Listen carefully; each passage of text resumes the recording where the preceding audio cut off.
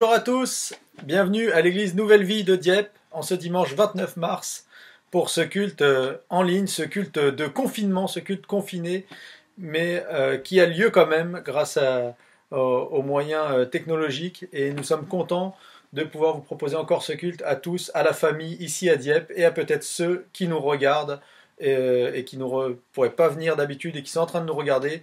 En tout cas, soyez tous vraiment les bienvenus. On pense à vous. Vous savez, l'église, c'est pas juste l'église, c'est pas juste un endroit où on vient faire un acte de piété, où on vient faire des prières pour soi-même, mais c'est une famille, c'est un corps, un endroit où on est ensemble. Donc on veut vraiment vous encourager à être dans cet état d'esprit aussi ce matin, alors qu'on ne peut pas se rassembler physiquement, mais à être ce fameux corps de Christ. Je vais commencer avec un passage qui se trouve dans l'évangile de Matthieu 11, verset 29. Une parole peut-être pour beaucoup de personnes, pour des personnes qui travaillent ou qui sont à la maison, qui sont fatiguées, qui est une parole d'ailleurs qui n'est pas forcément dans un contexte de souffrance ou de ce qu'on vit en ce moment difficile, mais un contexte qui parle des difficultés de la vie en général. Et on sait que malheureusement, avec virus ou pas, pour beaucoup, la vie n'est pas toujours un long fleuve tranquille. Et en ces moments difficiles, ces paroles sont profondes, mais elles le sont pour tous les jours et pour toutes les vies. C'est important de comprendre que l'évangile est avant tout pour des êtres humains dans un monde où des fois c'est difficile. Et Jésus, quand il est venu sur la terre, le savait, que ce ne serait pas toujours facile, que la vie n'est pas facile. Et un jour, il a dit ça. Il a dit « Venez à moi, vous tous qui êtes accablés sous le poids d'un lourd fardeau, qui êtes fatigués et chargés, et je vous donnerai du repos. Prenez mon joug, prenez-moi, prenez ce que moi je peux mettre sur vous, et mettez-vous à mon école. » Une autre version, ça c'est la version Summer qui dit « Mettez-vous à mon école, recevez mes instructions.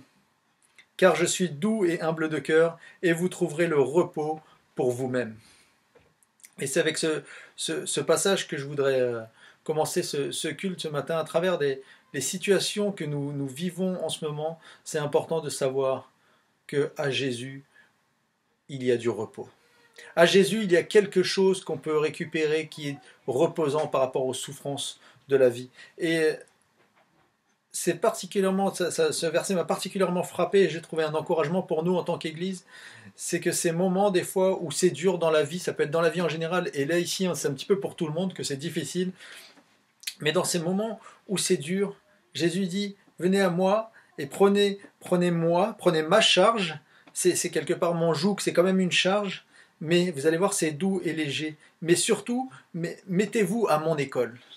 Et dans cette situation, j'en parlais avec plusieurs personnes cette semaine, face à la souffrance, face à l'ampleur, face aux problèmes, face à la taille du virus, face à la taille de la pandémie, eh ben je crois que c'est un moment privilégié pour retourner à l'école. Qu'on soit pasteur, qu'on soit un simple chrétien, qu'on soit chrétien depuis 20 ans, depuis 50 ans, depuis 2 jours, et on retourne à l'école. Là, on est comme des enfants, là, on dit « Seigneur, qu'est-ce qui se passe ? Mais où suis-je ? Mais qu'est-ce qui se passe sur cette terre ? Mais on est à quelle époque de la Bible ? Là, je ne comprends pas. Je ne comprends pas où j'en suis. Et qu'est-ce que c'est ma vie ? Eh bien, la Bible te dit, tu es fatigué, chargé, viens à Jésus, mais mets-toi à son école. Sois le petit écolier. Et je vous propose ce matin de commencer ce culte, de commencer cette louange où Quentin va nous faire la louange et on va profiter de la présence de Dieu. Ensuite, on va entendre le message de Sébrine. Ensuite, à la fin, on prendra la Sainte Seine.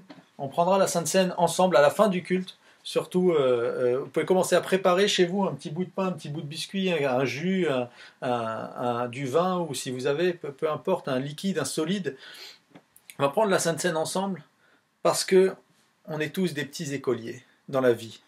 Et on a besoin d'aller à l'école de Jésus, d'aller à l'école de celui qui est plus grand, qui connaît les choses plus hautes et qui va nous enseigner, qui va nous apprendre qui nous sommes, ce que nous devons faire chaque jour.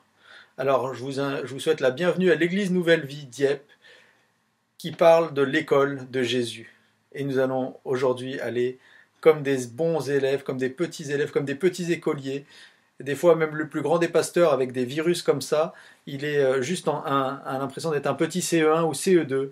Mais on va aller à l'école de Jésus et profiter de ses instructions, de ce qu'il va nous apporter à travers sa présence et à travers son message. Bienvenue à l'église Nouvelle Vie Dieppe et à tout à l'heure.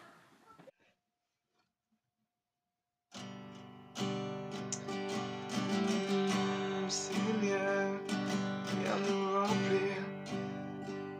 Sois béni chez toi qui regarde cette louange, qui va regarder ce culte. Sois béni. Nous allons louer le nom de l'Éternel ensemble. Qui brise le pouvoir du mal de la mort, qui aime d'un amour si puissant, si fort, c'est le roi de gloire, il est le roi des rois, qui secoue la terre, qui secoue la terre par un saint tonnerre, qui nous émerveille par tant de mystères, c'est le roi de gloire, il est le roi des rois.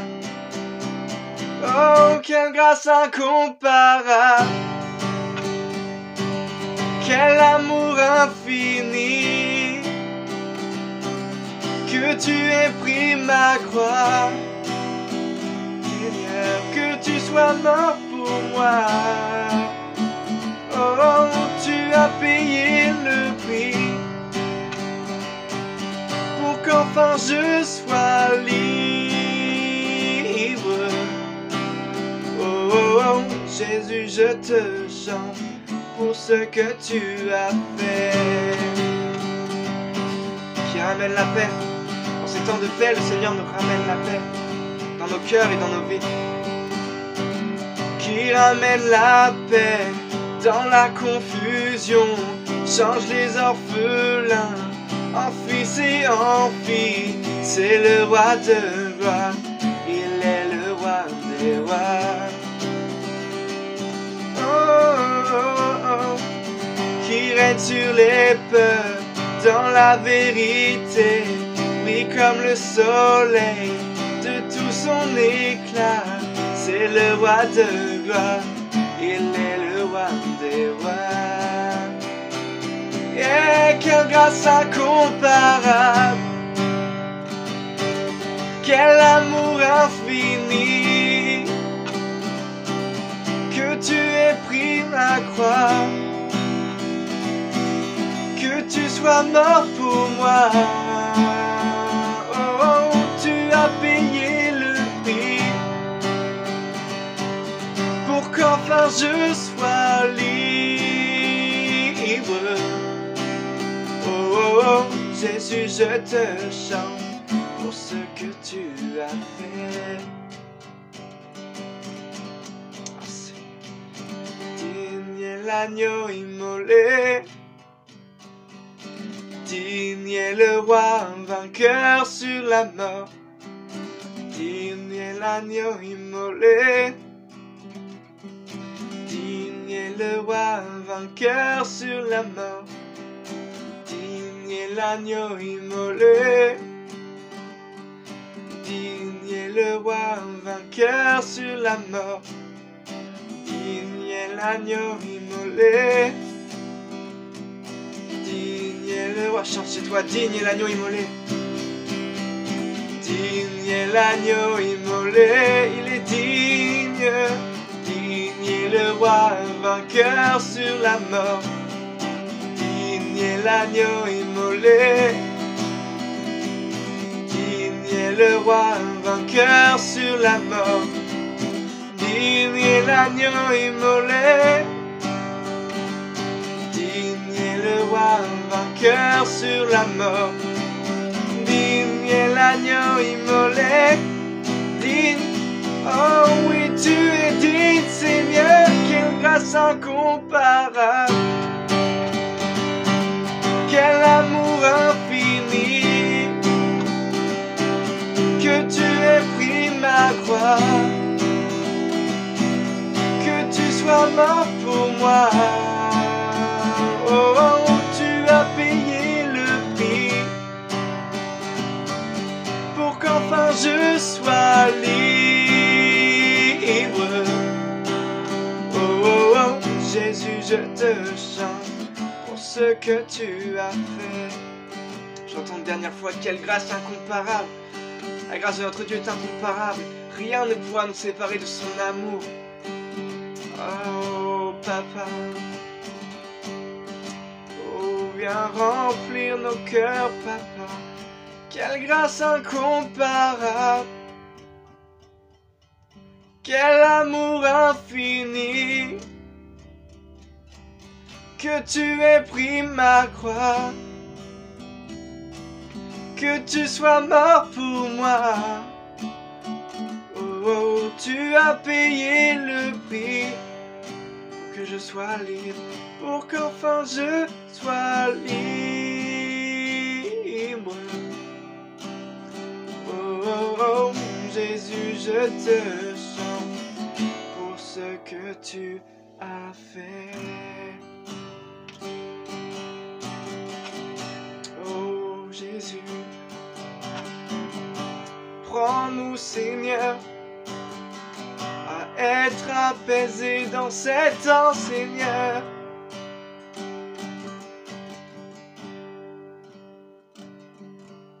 Oh Seigneur, enseigne-nous à te louer et t'adorer, en esprit et en vérité, que d'un même cœur, avec un même chant, nos voix s'unissent pour te glorifier. Nous te donnons nos cœurs, nous te donnons nos âmes, nous te donnons nos âmes. Oh, viens par ton esprit raviver notre amour. Oh, viens changer nos vies. Nous te donnons nos cœurs, nous te donnons nos cœurs. Oh, et nos âmes, nous te donnons nos âmes. Tout notre être sont à toi. Oh, viens par ton esprit raviver notre amour. Oh, viens changer nos vies. Oh, papa, souviens-toi. Oh, papa, souviens-toi de tes œuvres passées, de tes miracles et de tes faits. Viens nous remplir et renouvelle-les en ces jours et ces années, pour que ta gloire soit manifestée. Nous te donnons nos cœurs, renouvelle-les, Seigneur. Nous te donnons nos âmes. Oh, viens par ton esprit raviver notre amour. Oh, viens changer nos vies. Oh, oh, oh. Nous te donnons nos cœurs.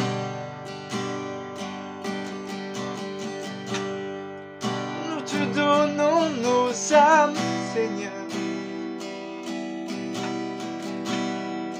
Oh, viens par ton esprit raviver notre amour.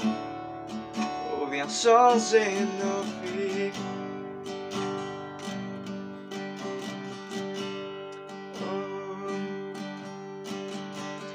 Vraiment profitons de ce temps de confinement pour revenir vers le Père, pour lui donner encore nos cœurs, pour lui donner encore nos âmes, pour lui demander de nous renouveler, de renouveler notre esprit d'adorateur.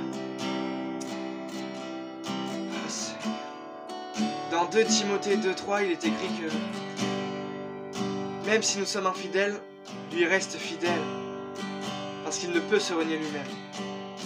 Alors nous le croyons. Nous croyons qu'il reste fidèle alors. Nous croyons aussi que nous pouvons retourner vers lui d'un cœur reconnaissant pour tout ce qu'il fait. Et c'est vrai, nous passons par des moments difficiles, Nous passons par un confinement difficile.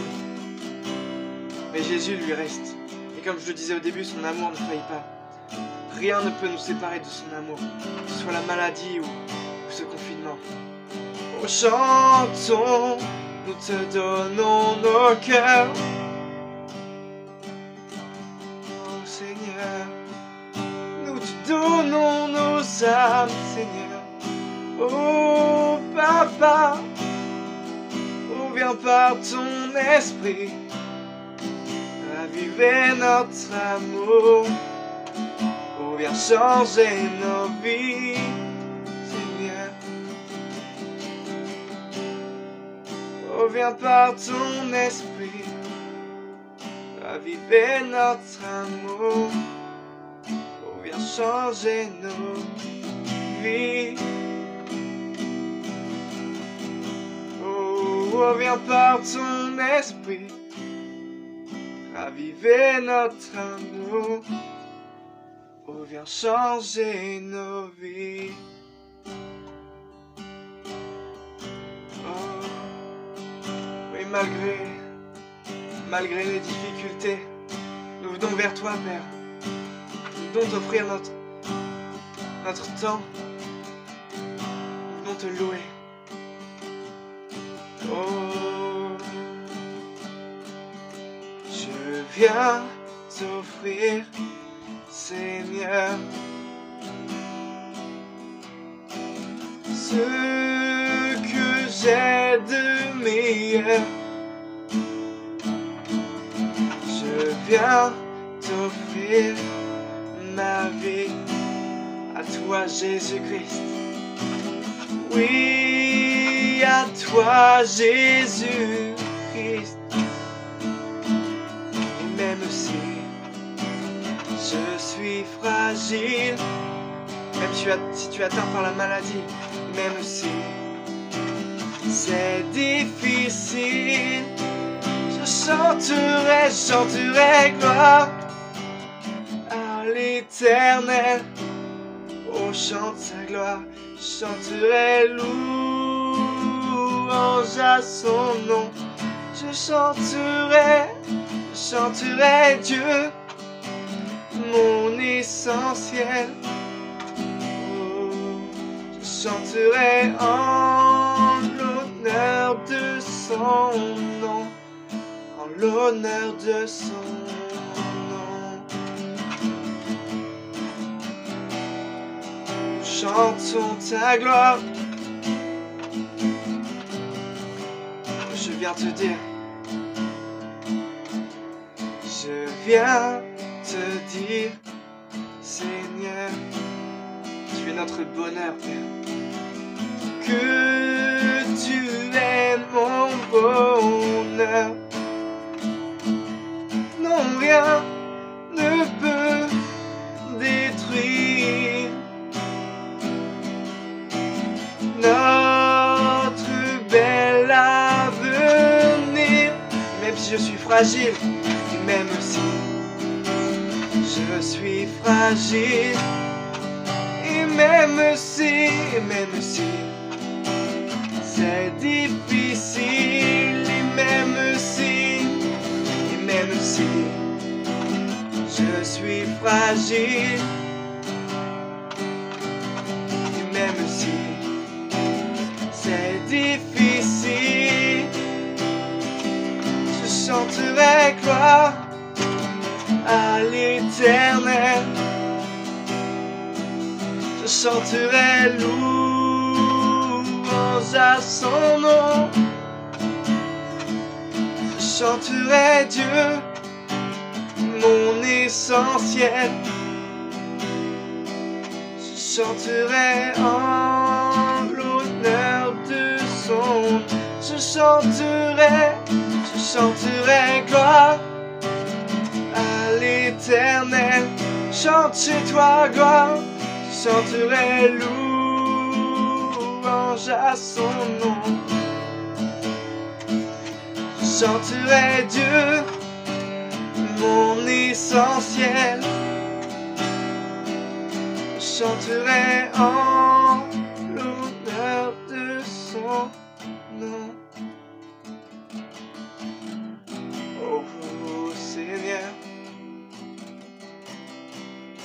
chantons ta gloire, Seigneur. Nous élevons ton nom. Nous croyons que tu es digne, Père. Digne, digne. Que ce soit dans un moment difficile ou un moment plus simple, élevons notre voix. Toute ma vie, je redirai que tu as donné ta vie. Et même s'il y a des moments difficiles, il l'a fait, il l'a fait. Toute ma vie, je redirai que tu as payé le prix. Toute ma vie, toute ma vie, je redirai que je ne vis que pour lui. Toute ma vie, toute ma vie, je redirai que tu as donné ta vie. Toute ma vie, je redirai que tu as payé le prix. Toute ma vie, toute ma vie, je redirai que je ne vis que pour lui. Je chanterai gloire à l'Éternel, chanterai louange à son nom.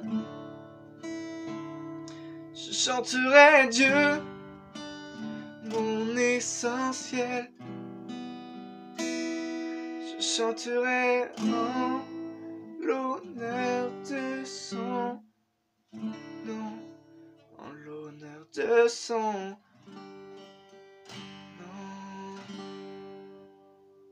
Seigneur.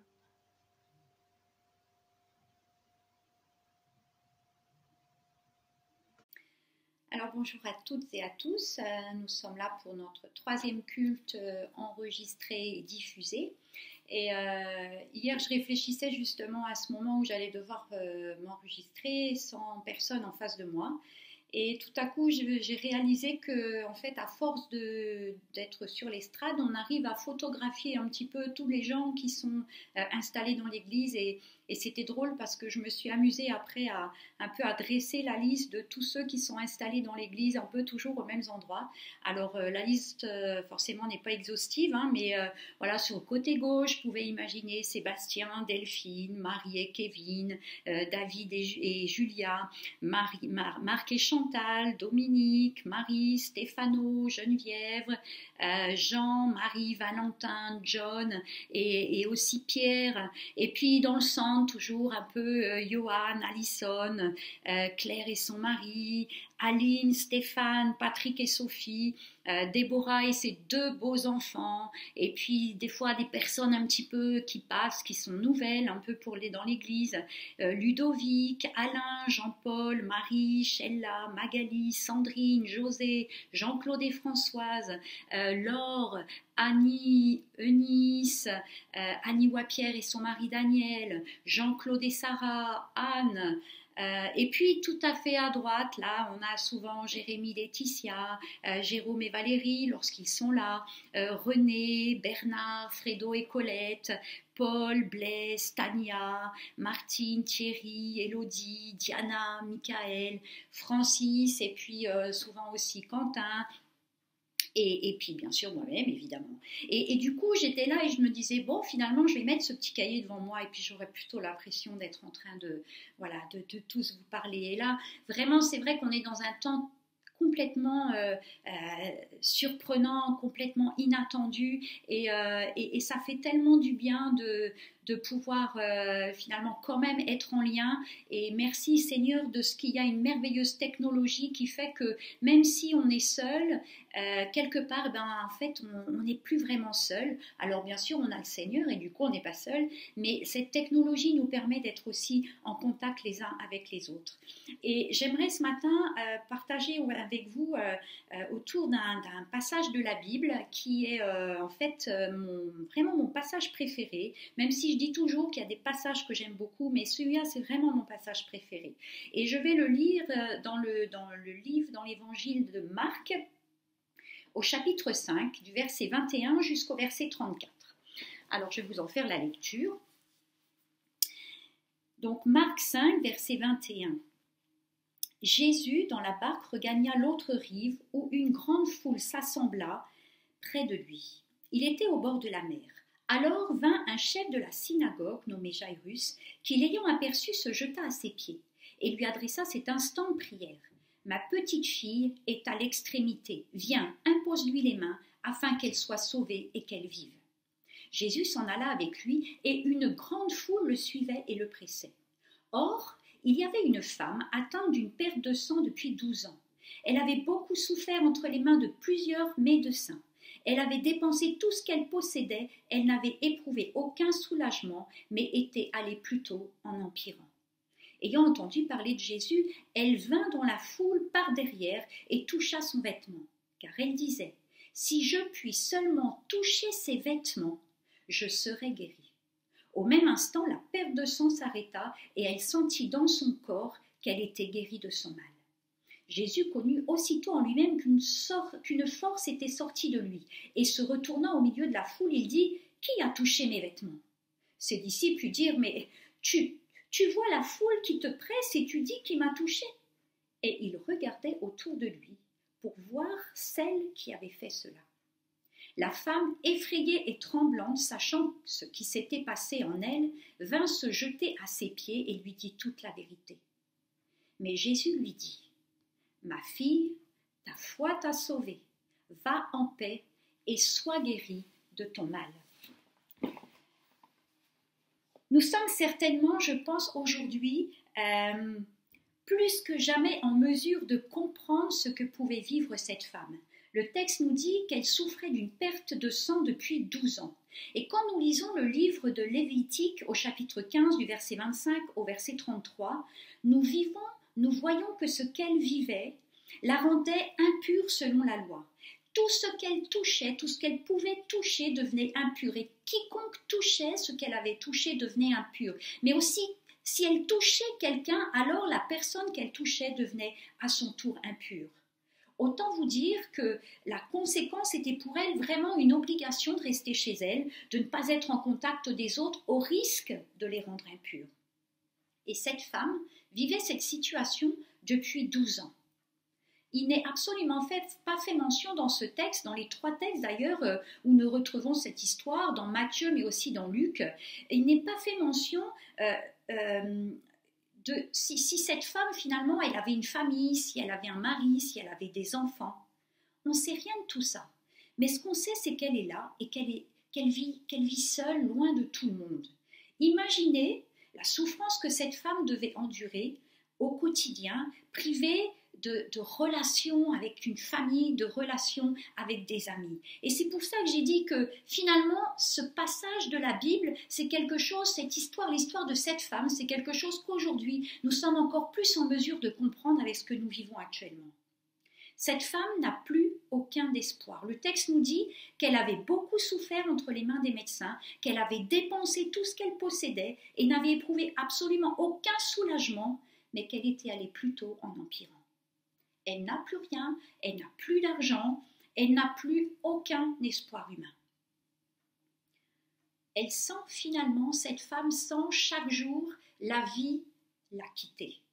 En fait, la seule chose que cette femme possède en réalité, c'est la souffrance. Et cette souffrance, elle semble bien installée à plusieurs niveaux. C'est une souffrance d'abord qui est une souffrance physique, parce qu'elle lui prend la vie un peu plus chaque jour, parce qu'il y a en elle une sorte de poison qui l'affaiblit chaque jour et qui du coup la rend incapable d'être comme elle devait être normalement. Mais c'est aussi une souffrance qui est une souffrance psychologique, qui est générée par son isolement. Et ça, c'est un autre poison tentation qui la ronge chaque jour et qui affecte profondément son âme.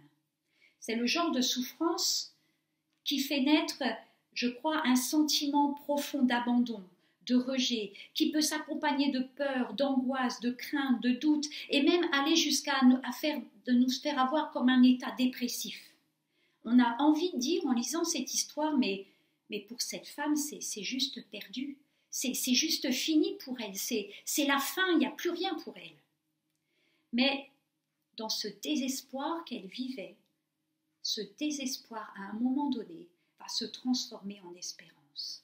Alors qu'elle est au pied du mur, alors que tout semble désespéré, un lumignon de lumière lui apparaît au milieu de son désespoir. Le verset 27 nous dit « ayant entendu parler de Jésus ». Le texte ne nous dit pas finalement dans quelles circonstances elle a entendu parler de Jésus. En tout cas, c'était sûrement pas par WhatsApp, c'était sûrement pas par les réseaux sociaux, c'était sûrement pas par les mails et c'était sûrement pas par un appel téléphonique. Mais l'important, c'est pas comment est-ce qu'elle a pu apprendre. L'important, c'est pas de savoir comment est-ce qu'elle a entendu parler de Jésus, mais l'important, c'est qu'elle a appris, qu'elle l'ait appris à un moment donné. Parce que ce qu'elle a appris va changer sa vie. Et ici, quand on regarde la traduction du mot « entendre » dans ce texte, on a vraiment la notion de tenir compte, profondément tenir compte de ce qui a été entendu. Ce qu'elle a entendu, cette femme, elle s'en est emparée comme pouvant être un espoir pour elle. Elle a vraiment l'espoir que ce Jésus dont elle a entendu parler pourrait être son remède. Et cette pensée, ça me ramène à Romains 10, 17. La foi vient de ce qu'on entend et ce qu'on entend vient de la parole de Dieu. Et ça fait aussi lien avec le partage de Francis la semaine dernière. C'est comme si à partir de ce moment-là, une certaine forme de foi s'est emparée de cette femme dont l'état de vie léthargique allait finalement se transformer et reprendre vie petit à petit pour arriver jusqu'à Jésus. Alors c'est peut-être secondaire de vous poser cette question maintenant. As-tu entendu parler de Jésus ? Au point, aujourd'hui, maintenant, au moment où nous sommes, au point de t'emparer de ce que tu as entendu. Cette femme, après cela, elle s'est mise en marche. Et je crois que bien au-delà d'une décision, c'est la détermination à s'approcher de Jésus qui a envahi cette femme. On pourrait y voir une mesure de foi incomplète parce qu'elle s'approche de Jésus comme si elle s'approcherait d'un médecin. Mais finalement, cela nous réfère aussi à ce passage de Jacques, chapitre 4, verset 8, qui nous dit « Approchez-vous de lui et il s'approchera de vous. » Et pour chacun d'entre nous, c'est important, je crois, de se rappeler que dans ce que nous vivons aujourd'hui, maintenant, Jésus nous demande de s'approcher de lui avec ce que nous savons de lui, avec ce que nous avons compris aujourd'hui de lui. Il ne nous demande pas d'avoir tout compris, il nous demande seulement de nous saisir de ce que nous avons compris maintenant et de nous approcher de lui. Et que lui, à son tour, avec ce que nous avons compris, eh bien lui, à son tour, va s'approcher de nous. Alors cette femme, elle se lève sans savoir ce qui va vraiment se passer, mais elle est déterminée. Et c'est un peu comme finalement comme le fils prodigue qui est dans un désespoir, le désespoir le plus total et qui à un moment donné se dit je vais me lever, je vais aller vers mon père et je vais lui dire tout ce que j'ai à lui dire, je vais lui demander pardon. Et il se lève et quelque part, il ne sait pas non plus comment il sera reçu, il ne sait pas ce qui va se passer non plus pour lui. Mais il sait une chose, c'est que la seule personne qui peut quelque chose pour lui, la seule personne qui peut lui redonner la dignité qu'il a perdue, c'est son Père. Alors je ne sais pas ce que vous vivez au milieu de ce temps difficile, je ne sais pas quelles sont vos craintes, vos doutes, mais j'ai envie de dire que à cause de ce que vous avez entendu de Jésus, de votre Père céleste, soyez déterminés à vous lever pour aller vers lui. Quelque part, rien pour cette femme n'était acquis alors qu'elle s'est mise en marche pour aller vers Jésus. Elle allait devoir finalement braver ce qui, à cause de la loi, l'empêchait d'approcher Jésus. Et c'était pas rien. Cette femme, elle allait devoir braver la foule qui se trouvait là et qui, en quelque sorte, se plaçait là comme un obstacle entre elle et Jésus. La traduction de ce passage, de ce mot « foule » dans le texte d'origine, ça nous renvoie à un attroupement de personnes vraiment en très grand nombre. Et il y avait un risque pour elle d'être reconnue. Mais quand j'ai réfléchi à cela, à cette foule, je me suis dit que finalement, il y avait aussi une autre foule qu'elle allait devoir braver.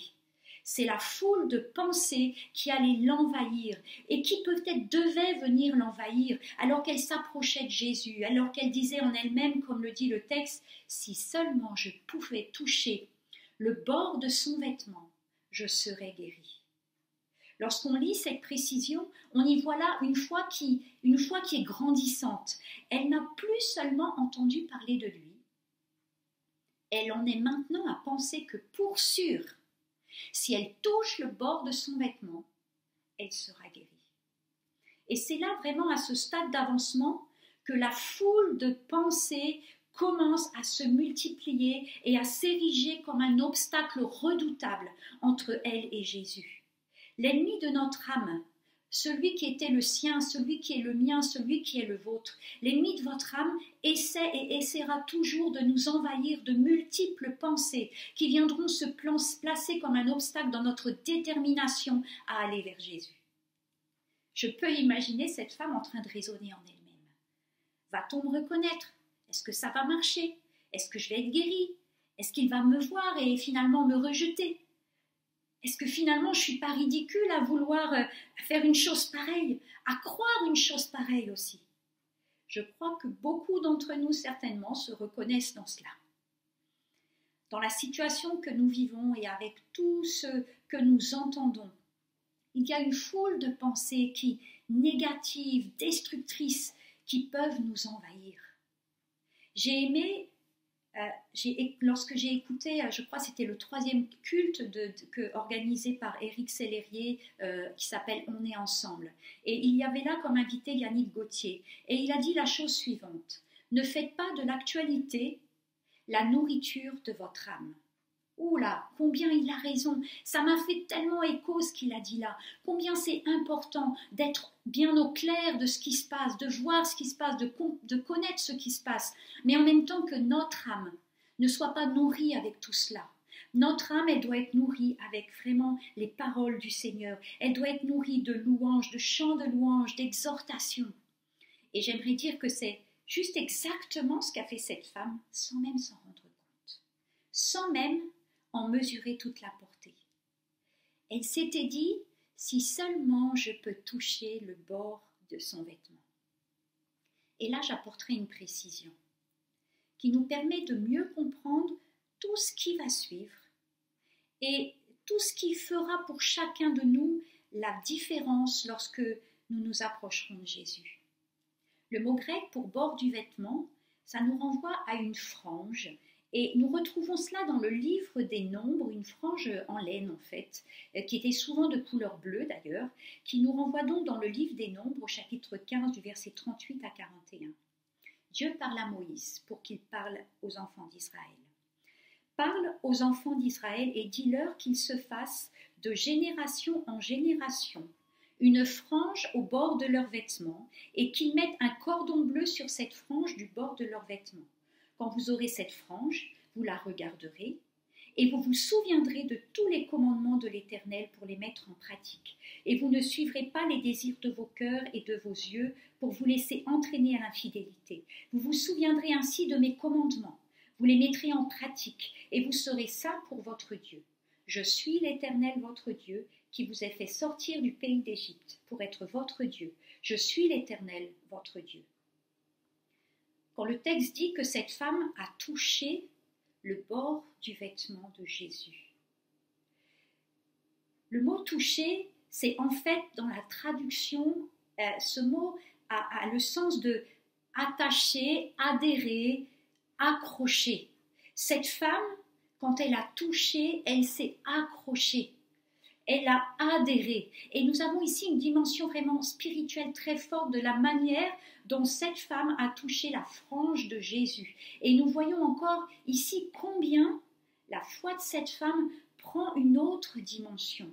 Elle a entendu, elle a cru, elle a proclamé « je serai guérie » et elle a agi en conséquence.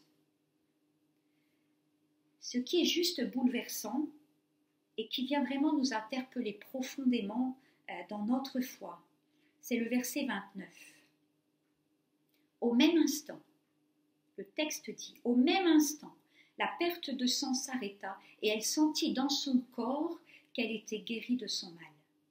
Dans la traduction grecque, en fait, ça dit « Et en un instant, aussitôt, la source de sang tarie se dessécha. » C'est-à-dire que son mal fut guéri dans sa cause, complètement. Je ne sais pas si vous vous rendez compte que vous et moi, quand nous nous saisissons des paroles du Seigneur, alors en un instant, la puissance du Saint-Esprit fait partir le mal dont nous souffrons, dont vous souffrez. Ça peut être un mal physique, mais aussi ça peut être un mal dans notre âme. Ça peut être la peur, ça peut être l'angoisse, ça peut être la crainte du lendemain. Le Saint-Esprit peut complètement dessécher ce mal dans sa cause. Et qui quelque part va complètement transformer ce que l'on ressent à l'intérieur de nous-mêmes. Cette femme sentit immédiatement qu'elle était guérie. Et quand le Saint-Esprit vient nous toucher, nous pouvons sentir aussi immédiatement que notre mal est parti. Mais la plus grande guérison finalement que cette femme va vivre et que vous allez vivre aussi dans c'est vraiment la guérison de l'âme. C'est une guérison profonde. Et ce qui me touche profondément dans ce passage aussi, c'est que Jésus va la sortir de sa cachette. Il va la sortir de l'obscurité dans laquelle elle vivait. Comment ça? En lui posant la question, qui m'a touché? En fait, Jésus, il aurait pu se contenter de dire, waouh, je crois là, il y a quelqu'un qui a été guéri. Ça, c'est vraiment top.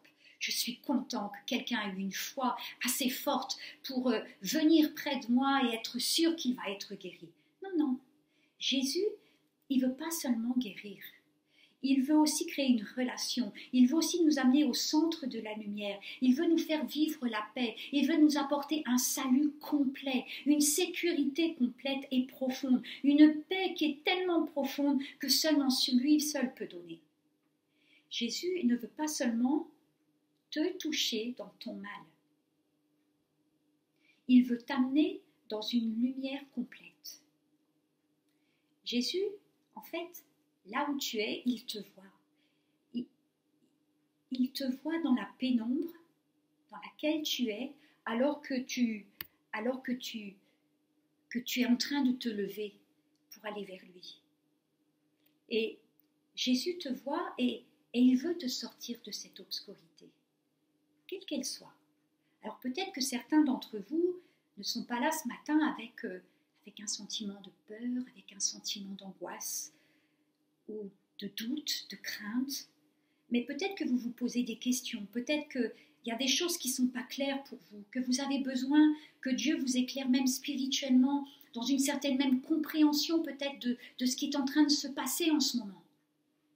Peut-être qu'il y a des choses que vous voudriez vraiment découvrir et que vous avez besoin que Dieu vous éclaire spirituellement. Et j'ai envie de dire, allez, venez toucher le bord du vêtement de Jésus et il va t'amener à sa lumière.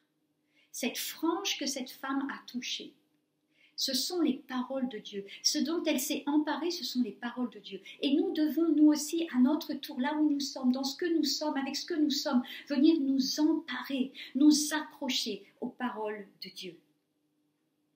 Les temps que nous vivons actuellement, je crois, sont vraiment une opportunité sans précédent pour aller vers Jésus, pour prendre du temps avec lui. Et je crois vraiment profondément aussi que c'est le désir de Dieu que nous nous approchions de lui.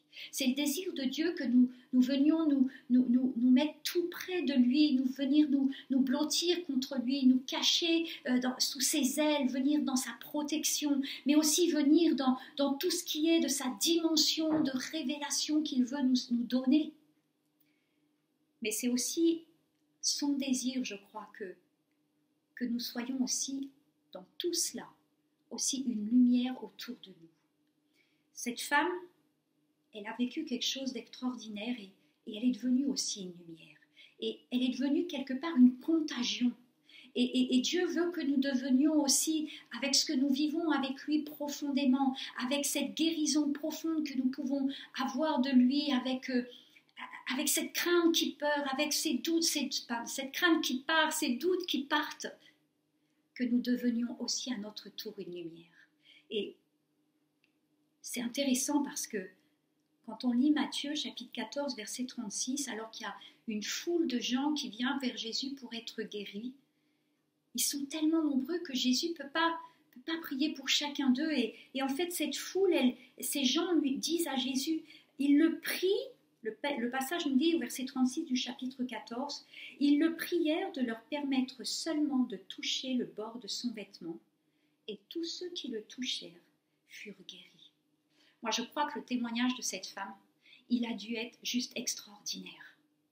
Et j'ai envie de dire que nous aussi, notre témoignage, le témoignage de ce que nous pouvons expérimenter maintenant avec le Seigneur, peut être aussi un témoignage extraordinaire, un témoignage contagieux pour ceux qui vivent avec nous, lorsque nous avons des personnes avec nous dans notre maison qui peut-être vivent plus l'angoisse que nous-mêmes. Et alors que nous avons vécu cet attouchement du Seigneur qui a tellement changé profondément ce que nous ressentions en nous-mêmes, alors nous pouvons les encourager aussi à venir toucher le bord du vêtement de Jésus. Peut-être avec les personnes que nous avons au téléphone et qui sont angoissées, qui sont seules, qui sont peut-être perdues. À cela aussi, nous pouvons communiquer tout simplement aussi ce témoignage de cette femme, de ce qu'elle a vécu, de ce qu'elle a expérimenté, de ce que vous avez vous-même expérimenté. Et ce matin, je voudrais vraiment vous encourager à vous approcher de Jésus et à venir vous accrocher aux paroles qu'il a pu prononcer, à ces paroles de vie qu'il a prononcées. Et j'aimerais prier avec vous maintenant. Seigneur, je veux te remettre tous ceux qui sont là et qui ont écouté ce message, tous ceux qui ont écouté ce que tu voulais leur dire, tous ceux qui sont là et qui se sont peut-être même reconnus, qui se sont peut-être dit oui, c'est ça que je devrais faire, c'est ça dont j'ai besoin. Ou alors, oui, c'est ça que j'ai expérimenté, mais c'est vrai que je voudrais peut-être comprendre plus du Seigneur, comprendre plus de qui il est, découvrir davantage ce qu'il dit dans sa parole. Seigneur, je te prie que chacun d'entre eux puisse maintenant, à travers l'œuvre de ton Saint-Esprit, venir toucher le bord de ton vêtement. Venir toucher cette frange qui représente toute ta parole, toutes tes vérités, toutes tes promesses, tout ce que tu dis que nous avons en toi, que nous puissions trouver aussi à nouveau la joie d'avoir part à ce salut que tu nous as donné, que nous puissions expérimenter cette paix profonde, que nous puissions à nouveau expérimenter la présence de ton Saint-Esprit si douce, si encourageante. Seigneur, merci. Et j'ai envie de dire, Seigneur, merci que tu nous aides aussi à proclamer aussi aux autres cette possibilité d'expérimenter cette guérison intérieure, cette guérison de l'âme, cette paix qui vient en nous lorsque nous nous approchons de toi. Et je veux te prier pour tous ceux qui sont dans la peine, dans le chagrin, tous ceux qui sont dans la maladie, tous ceux qui sont peut-être aussi dans ces métiers qui sont exposés. Seigneur, je te prie, protège-les. Ensemble, nous voulons te dire, Seigneur, protège-les, encourage-les, manifeste ta présence. Merci, Seigneur. Amen. Je vous remercie de m'avoir écouté attentivement et je vous souhaite vraiment un très bon dimanche, une très bonne semaine à venir et de très bons moments avec ceux qui vous sont proches, avec vos familles, avec vos amis et aussi avec votre Seigneur. À bientôt.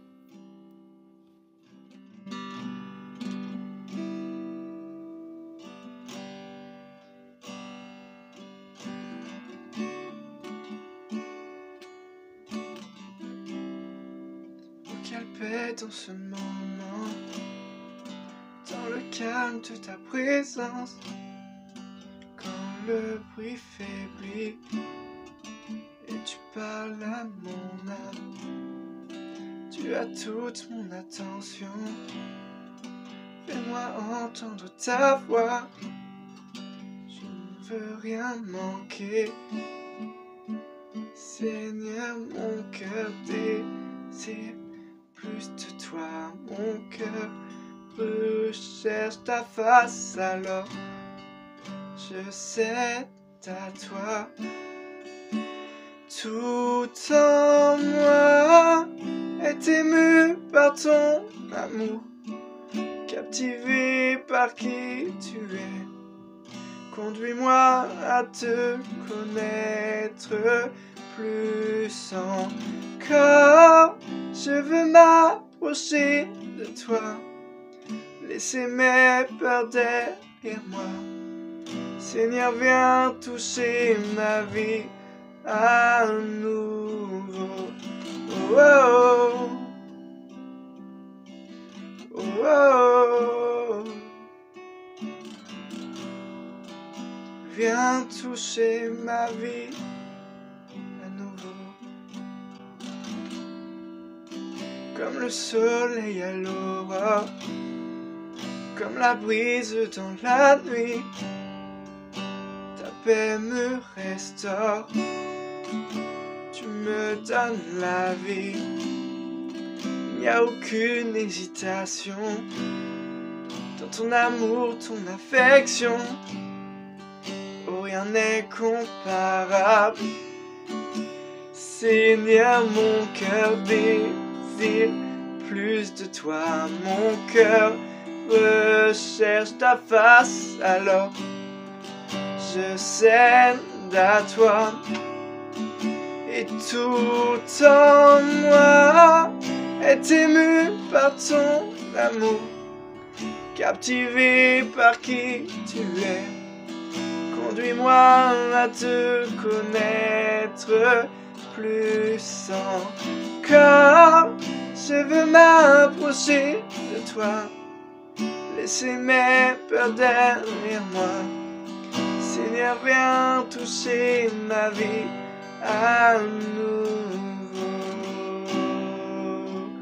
Oh, oh, oh.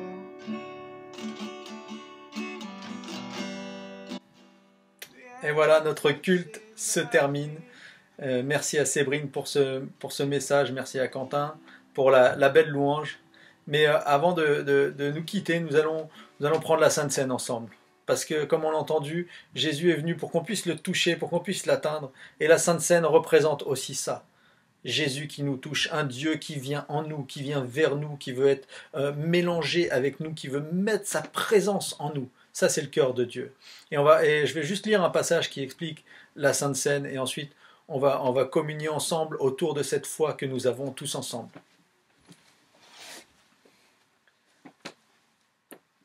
Ça, c'est juste un petit rappel biblique de ce qu'est l'œuvre de la croix pour que vous puissiez prendre la Sainte Seine en connaissance de cause.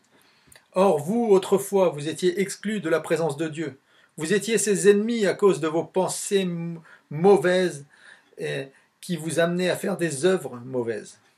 Mais maintenant, Dieu vous a réconciliés avec lui par le sacrifice de son Fils, qui a livré son corps humain pour vous faire paraître saint, irréprochable et sans faute devant lui.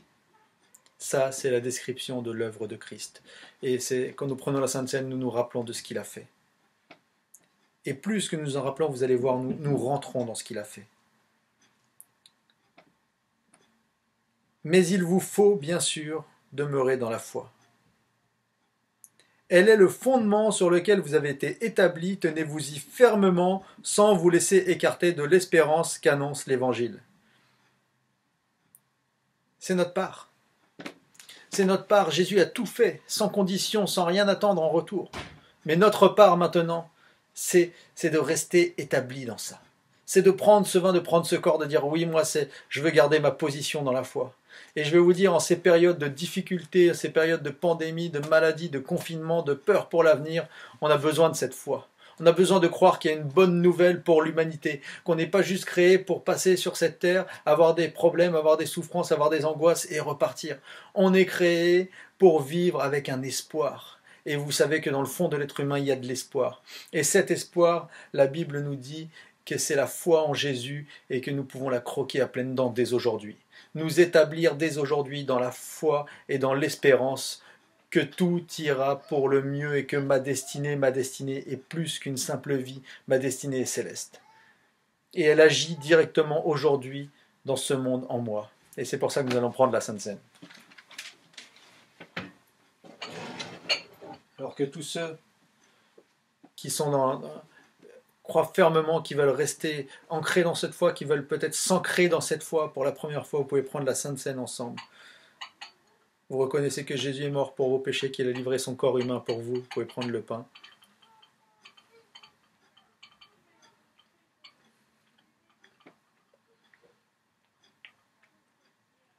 Et Seigneur, je te remercie aussi pour ton sang qui a coulé, qui nous purifie. La grâce qui coule sur nous, qui nous couvre, qui nous protège de ce que nous méritions de nos fautes. Merci pour ton sang, Seigneur. Vous pouvez prendre le vin avec moi.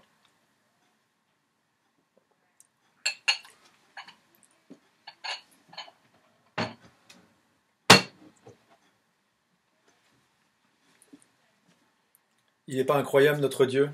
C'est pas un Dieu de grâce. Je vous encourage, chers amis de l'Église Nouvelle Vie Dieppe, et tous ceux qui nous regardaient, à rester fermement établis, ancrés dans cette foi. Continuez à être solidaires, continuez à être généreux.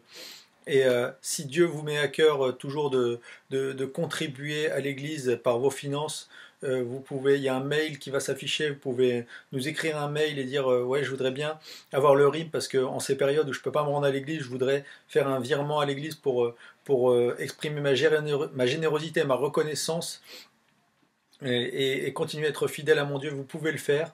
Vous pouvez aussi envoyer des chèques à l'adresse qui s'affiche, le 12 rue Illy Fromager, 76 200.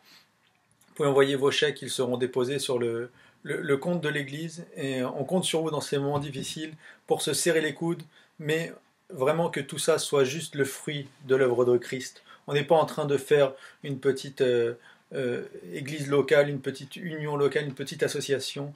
On est sur terre pour représenter le royaume de Dieu. Dieu nous a mandatés en tant qu'église, en tant que corps, à accomplir cette mission et je vous assure de pouvoir le faire, c'est aussi une grâce.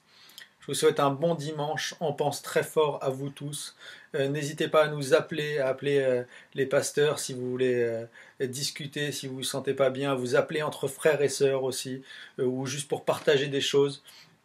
Et vraiment, soyons à l'école de Dieu pendant ces moments, soyons des gens qui vont toucher Jésus pendant ces moments difficiles. Et on vous embrasse très très fort, passez un super dimanche. Et à mardi, vous aurez votre étude biblique qui sera postée sur la chaîne YouTube. Et à dimanche prochain pour le culte. Au revoir et bon dimanche. À jamais, fais ce que toi seul sais faire. Jésus vient régner dans ma. À toi j'ouvre mon cœur, Seigneur. Oh, à toi j'ouvre mon cœur, et fais ce que toi seul, et fais ce que toi seul sais faire. Oh, Jésus viens régner dans ma vie. Oh, Seigneur, viens régner. Et agis dans nos cœurs. Nous voulons te toucher. Nous voulons que ta présence soit palpable.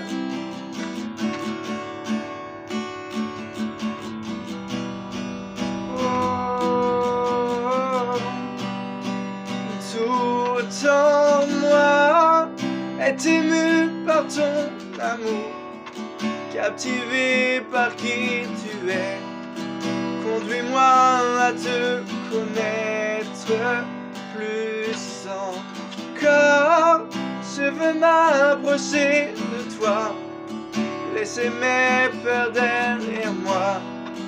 Seigneur, viens toucher ma vie, car tout en moi est ému par ton amour, captivé par qui tu es. Conduis-moi à te connaître plus encore. Je veux m'approcher de toi, laisser mes peurs derrière moi.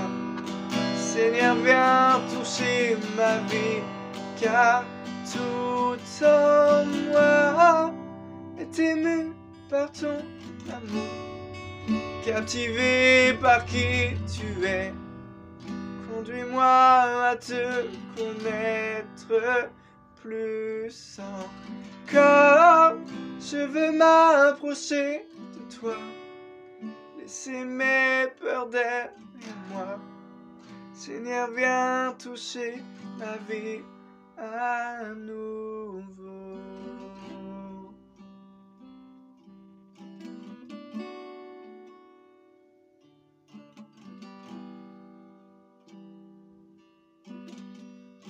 Toucher ma vie à nouveau.